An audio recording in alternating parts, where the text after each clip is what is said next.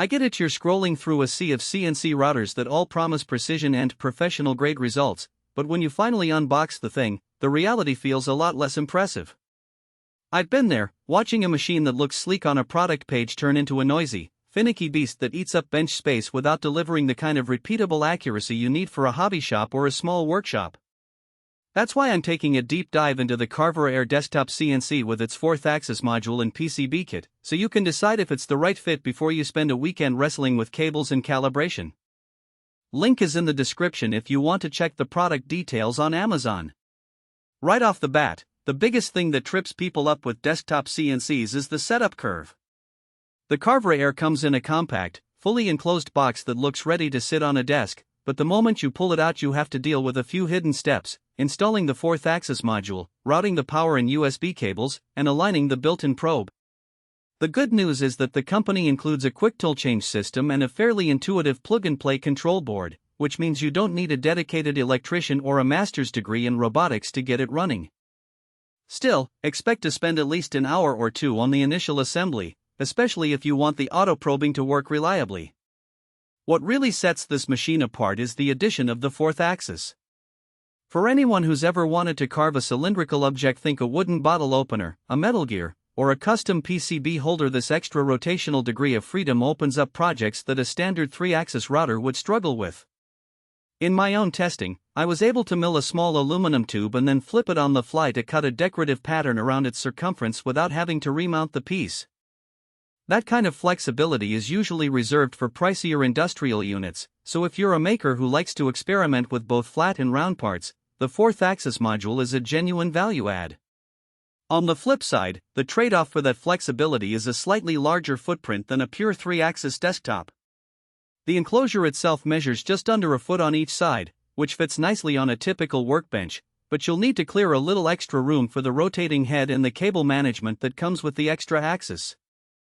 If you have a cramped hobby area, you might find the extra width a nuisance, especially when you need to swing the tool arm out of the way to access the workpiece. Another practical point is the quick tool change system. Carvera markets it as a way to speed up complex projects, and in practice it lives up to that claim when you're swapping between a 1mm end mill, a 0.5mm engraving bit, and a larger 3mm drill.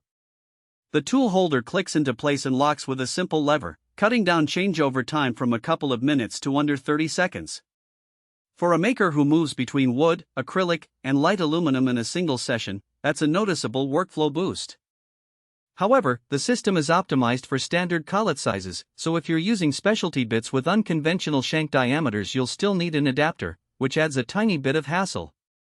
Precision is where the Carvera Air really earns its stripes.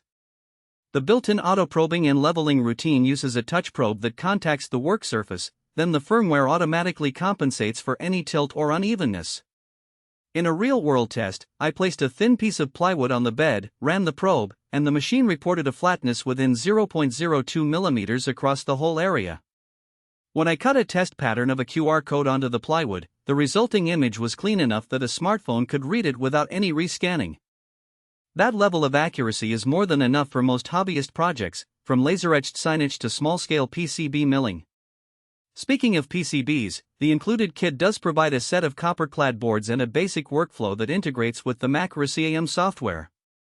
If you're new to PCB prototyping, the bundled software walks you through generating the toolpaths from an Eagle or KiCad file, then sends the job to the machine with just a few clicks.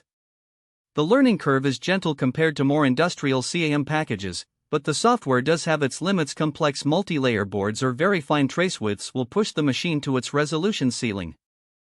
For a first-time PCB hobbyist, the Carvera Air can take you from design to a functional board, but you shouldn't expect it to replace a professional etching service for high-density designs. Now, who should actually consider buying this? If you're a maker who already owns a few hand tools, a laser cutter, or a 3D printer, and you're looking to add a CNC router that can handle both wood and light metal while also giving you that extra rotational axis, this is a solid mid-range option. The price point sits well below the entry-level industrial machines, yet the